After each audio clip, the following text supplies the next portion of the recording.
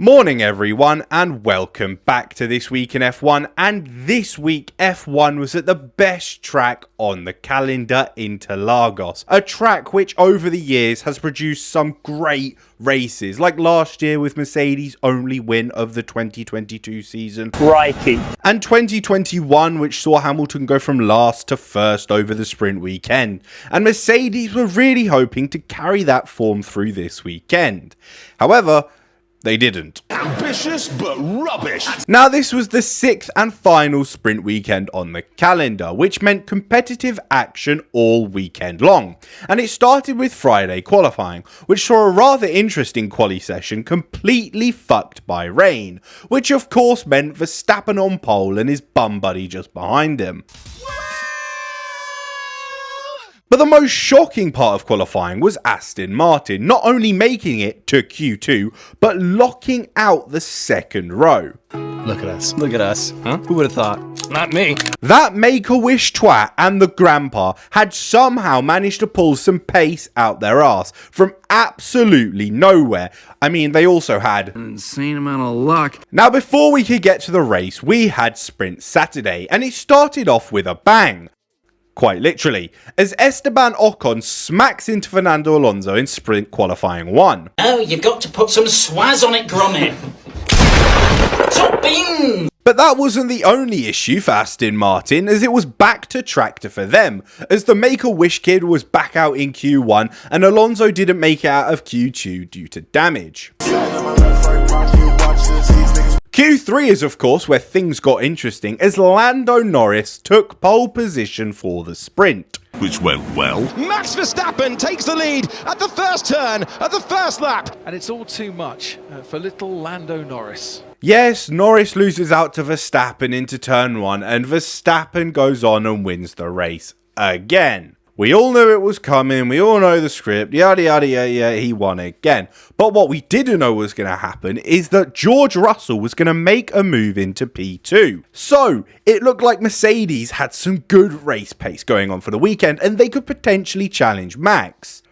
Until they didn't. Russell gets overtaken by Norris, and then Hamilton gets overtaken by Perez, and then Russell gets overtaken by Perez, and then Hamilton gets overtaken by Leclerc. And then finally, to round out a disastrous sprint, Yuki Tsunoda storms past the 7 or 8 time world champion, depending on your level of mental stability, and sends Team LH into a meltdown. I may not have a brain, gentlemen. So the sprint ended with Norris in a Red Bull sandwich as Max Verstappen wins again. He's done it again! That is a foul! You fucking little bastard! Now that brings us to the Sunday race, and even before the race began, Ferrari fans already had a reason to jump, as Leclerc has a hydraulics failure and smashes into the barrier on the formation lap. Oh, God. How, in the name of all that's holy, did you do that? Well, it's interesting, isn't it? Do you even understand how Ferrari that is? To crash out on the formation lap? At this point, the depressed Monegasque has now evolved into the practically suicidal Monegasque. I wish I were dead. On to the actual race start, and it didn't go much better than the formation lap. Kevin tried to turn towards the racing line with 2 cars on his outside, sending Hülkenberg into Albon, who came full circle back into Kevin, sending them both spinning out into the barriers, sending debris literally everywhere, bringing out the red flag. On top of the car crash of a start for the 2 retirements, the Aussies didn't have brilliant luck either, as Magnussen clipped Piastri on his way round, and the flying tyre smacked into Daniel Ricciardo's rear wing. I'm heavily depressed. Yeah. This meant for the red flag restart they would start a lap down, which in turn made them guinea pigs for their teammates. Off the restart, nothing really changed. Max Verstappen stayed ahead and Norris stayed behind him.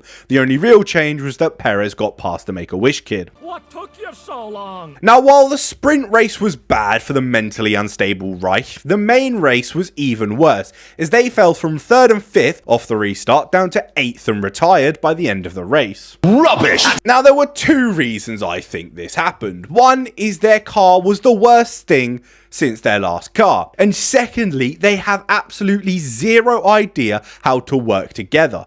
Every time Lewis needed to keep George in DRS so they wouldn't be overtaken, he would pull a bit too much of a gap and they would both be picked off like sitting ducks. It happened in the sprint and the race, and it sent Tory Boy into a whining tangent.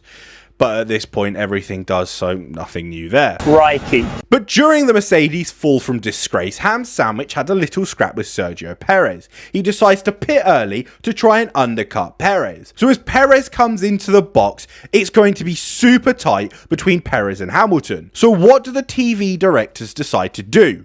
That's right, cut away to Lando Norris driving around in no man's land. No action, no nothing. Just cut away from a perfectly good on-track battle. I pay way too much for this shit, and that's the bollocks you lot serve me. Honestly, after last week and the Ricciardo incident, I'm not surprised. But sincerely, suck my balls. They're a fucking bunch of wankers. Anyway, once the cameras finally did get back onto the battle, a whole lap later, Perez got past Hamilton with relative ease and then started his charge for Alonso, and by lap 34 he was a second and a half behind, and it stayed that way until around lap 55, where Perez got within a second of Alonso and couldn't get past him until lap 70. Oh, well done. But then, on lap 71, on the final lap, Alonso gets back up the inside after an awful turn 1 and 2 from Perez, takes back the final spot on the podium, and then through the final sectors, they drag race to the line. Alonso keeps the final spot on the podium by 0.5 of a second, with Norris in second, and of course, that fucker in first. I don't support the booing of Max Verstappen, but he's still a fucker. This fucking fat old prick, mate. Now, one thing I want to talk about quickly is that people have been saying that this was a great race from Sergio Perez. And to be honest, I have to disagree. I would say with everything else that happened in the race, this was just average. On paper, he started 9th and ended 4th. But in reality, it was more he started 8th, overtook 2 dying Mercedes, a Ferrari that was falling to pieces, and Lance Stroll. Really? On top of that, in 40 laps, he couldn't get past Fernando Alonso. And while yes, Alonso is a top tier driver and the Aston isn't half bad, Interlagos is a track where overtakes are very possible, and that Red Bull destroys the Aston Martin. So in my completely pointless opinion, you could argue he even performed below expectations, and the fact that this is probably one of his better races this season is another cause for concern for Red Bull. But then again, I am a bean on the internet, so you're welcome to dispute this down in the comment section. So what does all this mean for the championship? Well, Verstappen has now won the Constructors' Championship all by himself, and Red Bull can still go fuck themselves. Norris secures another P2, moving above Carlos Sainz into P5, and if he keeps up this form, P4 is definitely on the table. Alonso's P3 keeps him just above Norris, and Perez has virtually secured himself P2 in the Constructors with that 4th place. Yes!